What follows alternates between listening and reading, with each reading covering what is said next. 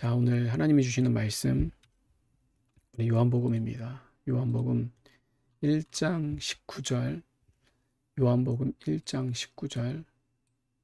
19절에서 36절까지 말씀 살펴보도록 하겠습니다. 우리 요한복음 1장 19절에서부터 36절까지 있는 말씀입니다.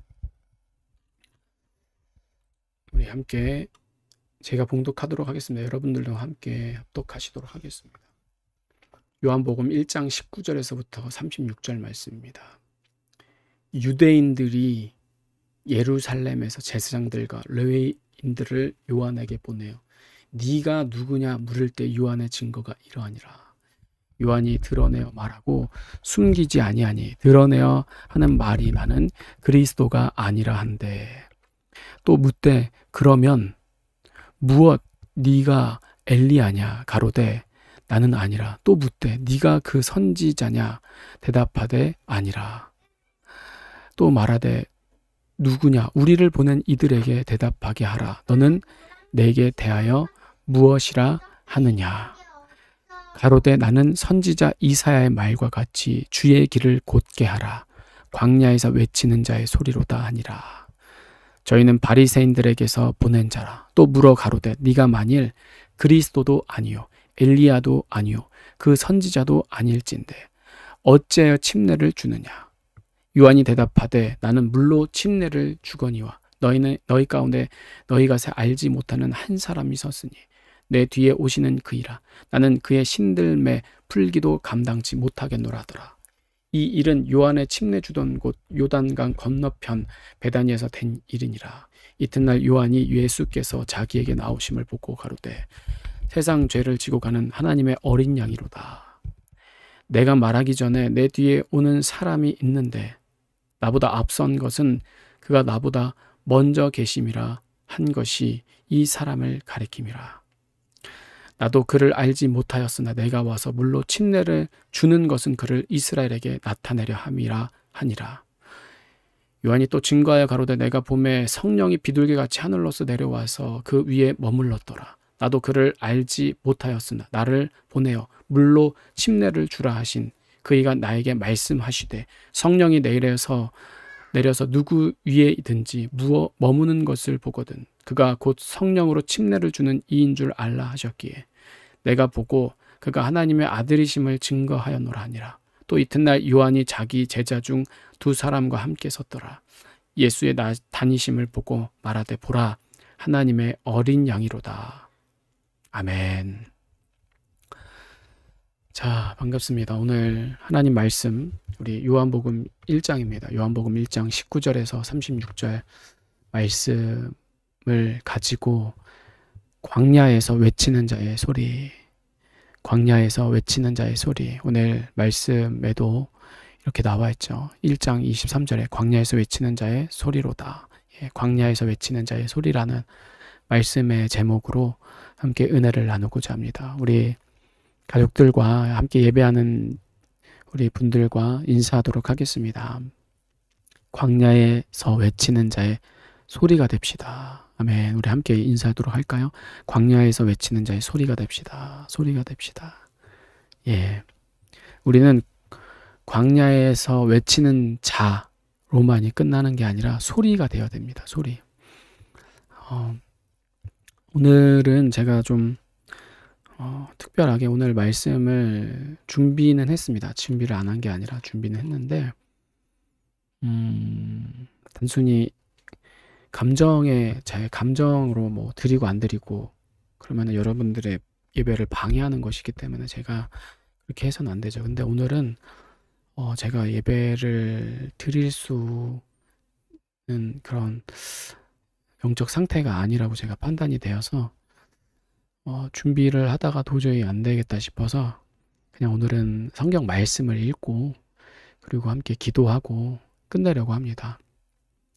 이 본문은 우리 다음 주에 한 번 더 나누도록 하겠습니다. 그래서 여러분들에게는 또 개인적으로는 죄송하지만 제가 저번에도 얘기했듯이 말씀은 말에 있지 않습니다. 하나님의 말씀은 말에 있는 게 아니라 하나님의 능력은 어디에 있느냐? 이 성경의 66권 말씀이 있죠. 그렇기 때문에 우리가 이해를 못해도 어떤 내용인지 잘 설명이 안 돼도 설교는 사실은 설명이 아니라 선포입니다. 말씀에 대한 선포. 그 선포를 받을 때 우리가 영원히 사는 거예요. 그렇기 때문에 오늘 이 말씀을 우리가 세례 요한에 대해서 집중적으로 동일하게 반복되는 네 가지 복음, 우리 이 복음에 대해서 동일하게 겹칠 수도 있습니다. 그렇지만은 우리가 그 성경의 말씀을 읽고 다음 주에 어떤 말씀을 할까 우리가 다시 한 번 더 곱씹고 되뇌이면서 묵상하면서 한 주를 보내고 다음 주에는 이 말씀에 대해서 제가 하나님이 주신 마음 또한 나누고 싶은 말씀을 전하도록 하겠습니다. 그러니까 여러분들 양해해 주시고 또 사랑으로 긍휼하게 저를 기도해 주셔서 지금 교회를 시작함에 있어서 가장 문제는 1차적으로는 저의 문제 그리고 또 2차적으로는 우리 가정의 문제인 것 같습니다. 다른 외부적인 영적인 교단에서 우리를 교회 못하도록 괴롭히고 그런 것은 전혀 문제가 아니에요. 성경에 보면은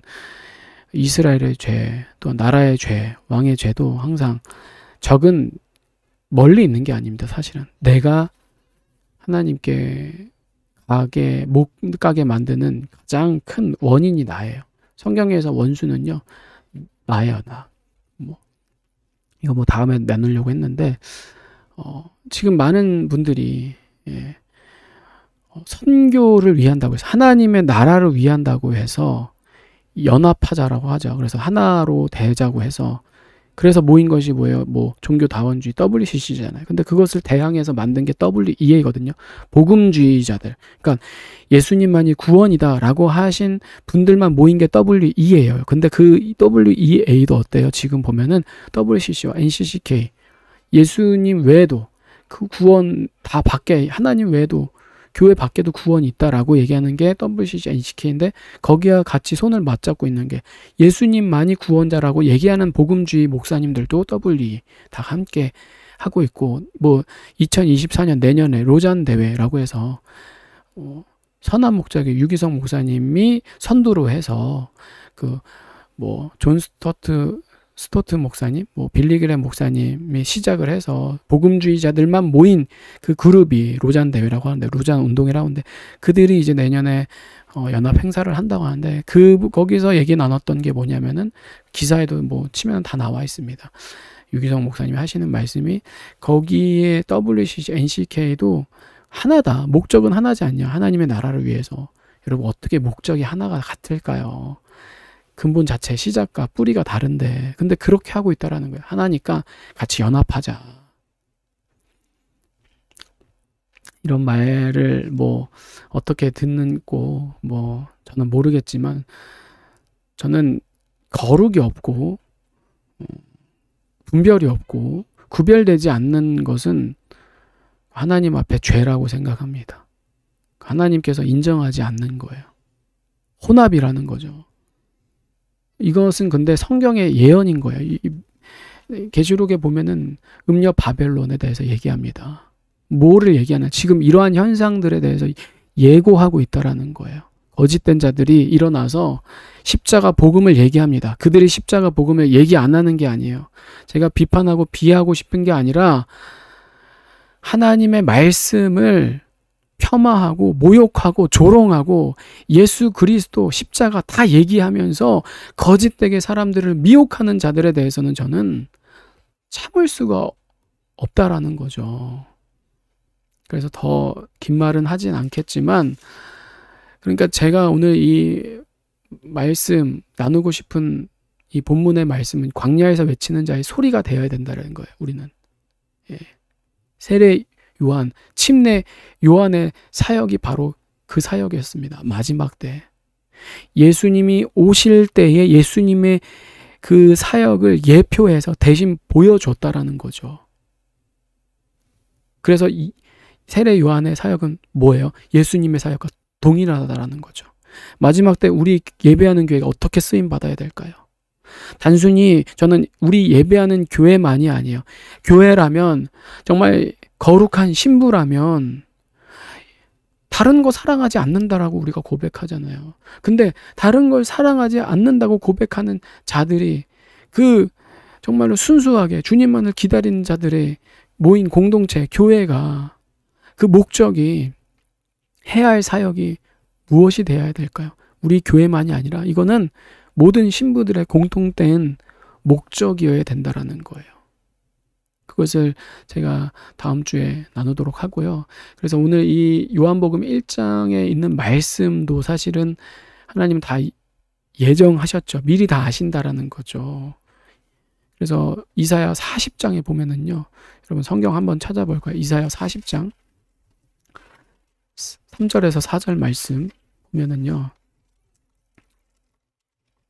주님께서 이렇게 이미 벌써 이 세례 요한에 대해, 침례 요한에 대해서 예견하셨다라는 거죠. 40장 3절에 보면은 외치는 자의 소리여 이르되, 똑같죠. 예. 너희는 광야에서 여호와의 길을 예배하라. 사막에서 우리 하나님의 대로를 평탄하게 하라. 골짜기마다 도두어지며 산마다 언덕마다 낮아지며 고르지 아니한 곳이 평탄하게 되며 험한 곳이 평지가 될 것이요. 아멘. 이렇게 주님이 이미 다 이것을 예비해 놓으셨다라는 거죠. 하나님은 그때마다 급급하게 하시는 분이 아니에요. 우리 인생이 아니에요. 우리와 같은 그런 허접한 사람들이 아닙니다. 사람이 아무리 완벽하고 대단해도 다 사람은 거기서 거긴 거예요. 예. 뭐 돈이 많아봤자 얼마나 많고 힘이 세봤자 얼마나 세고 그 미모가 어디 영원히 가겠습니까? 여호와의 말씀만 푸른 마르고 꽃은 시드나 주의 말씀은, 여호와 하나님 말씀은 어때요? 영원하다라는 거죠. 이 우리가 약속의 말씀을 붙들 때에, 약속의 말씀을 믿음으로 받을 때 그 말씀이 내 삶에 실제로 이루어집니다. 이것이 우리들이 정말 마지막 때 경험해야 될 하나님의 능력입니다. 이것을 계속 훈련이 돼야 돼요. 훈련이 되셔야지만이 마지막 때 매매를 하지 못해서 병원도 가지 못하고 먹을 것을 먹지 못할 때 하나님이 만나와 메추라기로 까마귀를 통하여서 먹이시고 입히시고 또한 우리를 고치시고 치유하신 하나님을 경험할 수 있게 되는 거예요. 여러분 꼭 기억하십시오. 그런 때가 반드시 옵니다. 그날이 반드시 속히 온다라는 거죠. 그러니까 우리는 말씀이 능력이 되는 것을, 말씀이 육신이 되는 것을, 우리들 가운데 일어나시는, 우리를 인도하시고 우리를 예비차로 우리를 계속해서 새롭게 새 길을 내시는 그 하나님을 경험해야 된다는 거죠. 저는 그래서 교회를 세우기를 원하는 거예요. 교회를 우리가 저는 교회를 건축하고 더 나은 곳으로 더 사람들이 많아서 그것을 원하는 게 아니라 마지막 때 말씀을 이루기 위해서, 말씀의 능력을 경험하기 위해서 지금 그 과정 속에 있다라고 저는 생각이 됩니다. 이 우리의 보증금을 헌금하신 저에게 무슨, 저 같은 자에게, 신뢰가 되지 않는 저에게 얼마나 승질이 개떡 같고, 예? 예, 막말을 퍼붓고, 저도 그래요. 예, 저도 참 부족한 사람입니다. 저는 부정하지 않습니다. 근데 그런 것을 다 해결하고 그러면서 사역해야 되지 않나 라고는 생각이 제 안에 반문이 계속해서 있지만, 나는 자격이 없고 내가 목회를 그만둬야 되나 그런 생각도 수십 번 하지만, 아니, 하나님은 이 과정을 통해서 우리를 연단시키시고 다듬으시고, 그래서 어때요? 반드시 하나님이 기뻐하시는 때에 하나님이 우리를 완전한 그리스도인, 웨슬리가 얘기하는 그 완전한 그리스도인은 흠이 없고 모자란 완벽한 사람이라는 게 아니에요. 하나님에 대한 완전한, 내가 하나님 안에서 온전하게 되기를 원하는, 그리스도의 장성한 분량으로 되기 원하는 열망, 그 마음을 가진 자가 그리스도의 완전한 사람이에요. 그 자를 하나님께서 어때요? 완전하게 이끄신다라는 거죠. 그 갈망이 있는 게 진짜 내 안에 예수님이 계신 사람인 거예요. 내게 능력 주신 자는 내가 모든 것을 할 수 있느니라. 여러분, 성경에만 있는 게 아니라 이 말씀이 정말 아멘, 그렇지, 예수님은 그렇게 하실 수 있지. 그 사람이 어때요? 완전한 그리스도의 완전에 이를 수 있는 사람이라는 거죠. 예. 그래서 오늘 이 말씀 함께 좀 더 나누도록 하겠는데요. 요한복음 3장 22절입니다. 이 요한복음 3장 22절 이후에 예수께서 제자들과 유대 땅으로 가서 거기 함께 유하시며 침례를 주시더라. 3장 23절 요한도 살렘 가까운 에논에서 침례를 주니 거기 물들이 많음이라 사람들이 와서 침례를 받더라.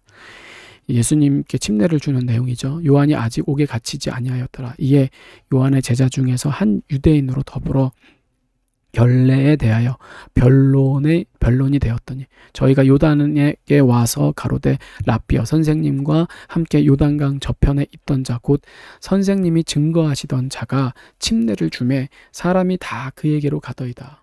요한이 대답하여 가로되 만일 하늘에서 주신 바 아니면 사람이 아무것도 받을 수 없느니라.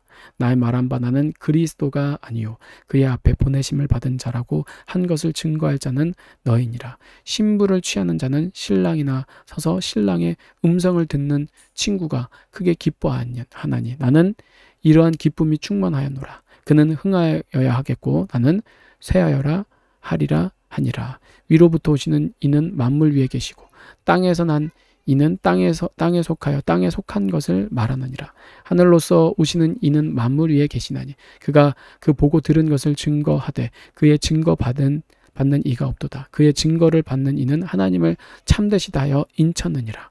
하나님의 보내신 이는 하나님 말씀을 하나니 이는 하나님이 성령을 한량없이 주심이니라. 아버지께서 아들을 사랑하사 만물을 다 그 손에 주셨으니 아들을 믿는 자는 영생이 있고 아들을 순종치 아니한 자는 영생을 보지 못하고 도리어 하나님의 진노가 그 위에 머물러 있느니라. 아멘. 예, 정정합니다. 예. 그 침례를 주는 하나님 예수 그리스도께 침례를 주는 내용이 아니라 제자들이 이제 예수님께 사람들이 많아진다라고 얘기했을 때 나는 당연히 구원자가 아니니까 그 예수님께서 구원자다라고 얘기를 하는 내용이죠. 예, 계속해서 어때요? 요한은 예수님을 말씀한다라는 거죠. 나는 아무것도 아니다. 예, 예수님이 하나님이시다. 마태복음 3장 1절입니다. 마태복음 3장 1절 그때 침례 요한이 이르러 유대 광야에서 전파하여 가로되 회개하라 천국이 가까웠느니라 하였으니 여기서부터 요한의 시작인 거죠. 사실은 저는 선지자 이사야로 말씀하신 자라 일렀으되 광야에서 외치는 자의 소리가 있어 가로되 너희는 주의 길을 예비하라 그의 첩경을 평탄케 하라 하였느니라. 요한은 약대 털옷을 입고 허리에 가죽띠를 띠고 음식은 메뚜기와 석청이었더라. 이때 예루살렘과 온 유대와 요단강 사방에서 다 그에게 나와 자기들의 죄를 자복하고 요단강에서 그에게 침례를 받더니 요한이 많은 바리새인과 사두개인이 침례 베푸는 데 오는 것을 보고 이르되 독사의 자식들아 누가 너희를 가르쳐 임박한 진노를 피하라 하더냐. 그러므로 회개에 합당한 열매를 맺고 속으로 아브라함이 우리 조상이라 생각지 말라. 내가 너희에게 이르노니 하나님이 능히 이 돌들로도 아브라함의 자손이 되게 하시리라. 이미 도끼가 나무 뿌리에 놓였으니 좋은 열매를 맺지 아니하는 나무마다 찍혀 불에 던지우리라. 나는 너희로 회개케 하기 위하여 물로 침례를 주거니와. 굉장히 계속 회개에 합당한 열매, 회개하라 천국이 가까우니라. 또 어때요?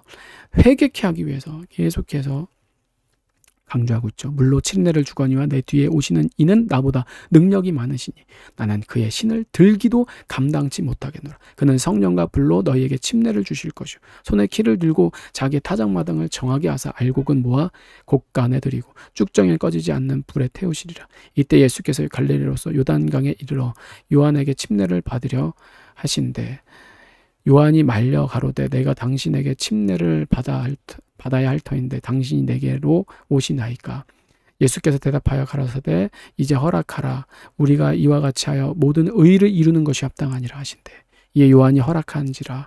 예수께서 침례를 받으시 곧 물에서 올라오실세 하늘이 열리고 하나님의 성령이 비둘기같이 내려 자기 위에 임하심을 보시더니 하늘로서 소리가 있어 말씀하시되 이는 내 사랑하는 아들이요 내 기뻐하는 자라 하시니라. 아멘. 자, 마가복음도 동일한 본문인데 우리가 조금씩 차이가 있으니까 제가 살펴보도록 하겠습니다. 마가복음 1장 2절부터입니다. 예. 선지자 이사야의 글에 보라 내가 내 사자를 내 앞에 보내노니 저가 내 길을 예비하리라. 예, 마가복음 1장 3절은 동일하죠. 예, 4절 똑같고, 예, 5절 예, 똑같습니다. 6절도 똑같고 7절도 똑같고, 예, 쭉 보시면은, 예, 12절 보면 성령이 곧 예수를 광야로 몰아내신지라. 광야에 40일을 계셔서 사단에게 시험을 받으시며 들짐승과 함께 계시니 천사들이 수종 들더라. 요한이 잡힌 후 예수께서 갈릴리에 오셔서 하나님의 복음을 전파하여 가라사대 때가 찼고 하나님의 나라가 가까웠으니 회개하고 복음을 믿으라 하시더라. 네. 누가복음 3장입니다. 누가복음 3장 1절. 디베로 가이사가 위에 있은지 15해 곧 본디오 빌라도가 유대의 총독으로 헤롯이 갈릴리의 분봉왕으로 그 동생 빌립이 이두레와 드라고니 지방의 분봉왕으로 루사니아가 아빌레네의 분봉왕으로 안나스와 가야바가 대제사장으로 있을 때 하나님의 말씀이 빈들에서 사가랴의 아들 요한에게 임한지라. 요한이 유단강 부근 각처에 와서 제사함을 얻게 하는 회개의 침례를 전파하니 선지자 이사야 책에 쓴 바 광야에 외치는 자의 소리가 있어요. 똑같죠. 5절 모든 골짜기가 메워지고 모든 산과 작은 산이 낮아지고 굽은 것이 곧아지고 험한 길이 평탄하여질 것이고 모든 육체가 하나님의 구원하심을 보리라 함과 같으니라. 요한이 침례 받으러 나오는 무리에게 이르되 독사의 자식들아 누가 너희를 가르쳐 장차 올 진노를 피하라 하더냐. 예, 6, 8절 똑같고 9절 똑같습니다. 자, 10절 그 무리가 물어 가로되 그러하면 우리가 무엇을 하리까 대답하여 가로되 옷 2벌 있는 자는 옷 없는 자에게 나눠줄 것이요 먹을 것이 있는 자도 그렇게 할 것이니라 하고 세리들도 침례를 받고자 하여 와서 가로되 선생이 우리는 무엇을 하리까 하매 가로되 정한 새 외에는 늑징치 말라 하고 군병들도 물어 가로되 우리는 무엇을 하리까 하매 가로되 사람에게 강포하지 말고 무소하지 말고 받는 요를 족한 줄로 알라 하니라. 백성들이 바라고 기다림으로 모든 사람이 요한을 혹 그리스도신가 심중에 의논하니 요한이 모든 사람에게 대답하여 가로되 나는 물로 너희에게 침례를 주거냐 나보다 능력이 많으신 이가 오시나니 나는 그 신들매를 풀기도 감당치 못하겠노라. 그는 성령과 불로 너희에게 침례를 주실 것이요 손에 키를 들고 자기의 타작마당을 정하게 하사 알곡은 모아 각 곳간에 드리고 쭉정이는 꺼지지 않는 불에 태우시리라. 또 기타 여러 가지로 권하여 백성에게 좋은 소식을 전하였으나 분봉왕 헤롯은 그 동생의 아내 헤로디아의 일과 또 그의 행한 모든 악한 일을 인하여 요한에게 책망을 받고 이 위에 한 가지 악을 더하여 욕을 오게 가두니라. 아멘. 그리고 마지막입니다. 마지막 우리들이 살펴볼 말씀 세례 요한의 죽음이죠. 예, 14장 1절입니다. 그때 분봉왕 헤롯이 예수의 소문을 듣고 그 신하들에게 이르되 이는 침례 요한이라 저가 죽은 자 가운데서 살아났으니 그러므로 이런 권능이 그 속에서 운동하는도다 하더라. 전에 헤롯이 그 동생 빌립의 아내 헤로디아의 일로 요한을 잡아 결박하여 옥에 가두었으니 이는 요한이 헤롯에게 말하되 당신이 그 여자를 취한 것이 옳지 않다 하였습니다. 헤롯이 요한을 죽이려 하되 민중이 저를 선지자로 여김으로 민중을 두려워하더니 마침 헤롯의 생애를 당하여 헤로디아의 딸이 연석 가운데서 춤을 추어 헤롯을 기쁘게 하니 헤롯이 맹세로 그에게 무엇이든지 달라는 대로 주겠다 하거늘 그가 제 어미의 시킴을 듣고 가로되 침례 요한의 머리를 소반에 담아 여기서 내게 주소서 하니 왕이 근심하나 자기의 맹세한 것과 그 함께 앉은 사람을 인하여 주라 명하고 사람을 보내어 요한을 옥에 목베어 그 머리를 소반에 담아다가 그 여아에게 주니 그가 제 어미에게 가져가니라. 요한의 제자들이 와서 시체를 가져다가 장사하고 가서 예수께 고하니라. 아멘. 예, 마지막 세례 요한이 목베임을 끝으로 요한의 사역이 끝이 나게 됩니다. 우리의 사역도 마지막 때 사역은 바로 이러한 사역입니다. 예, 예수님을 드러내고 예수님을 자랑하고 세상에 영적인 눈에 보이지 않는 영적인 싸움과 눈에 보이는 영적인 싸움들이 많이 있습니다. 내 안에 있는 문제도 마찬가지고 우리의 교회 안에 우리의 가정 안에 또는 우리의 나라 전체적인 또한 세계에 일어나는 곳곳의 일들 가운데 여러 가지의 일들이 있지만 우리가 이 땅에서 하나님께서 기회를 주신 겁니다. 우리에게 호흡을 주셨다라는 것은 단순히 우리들이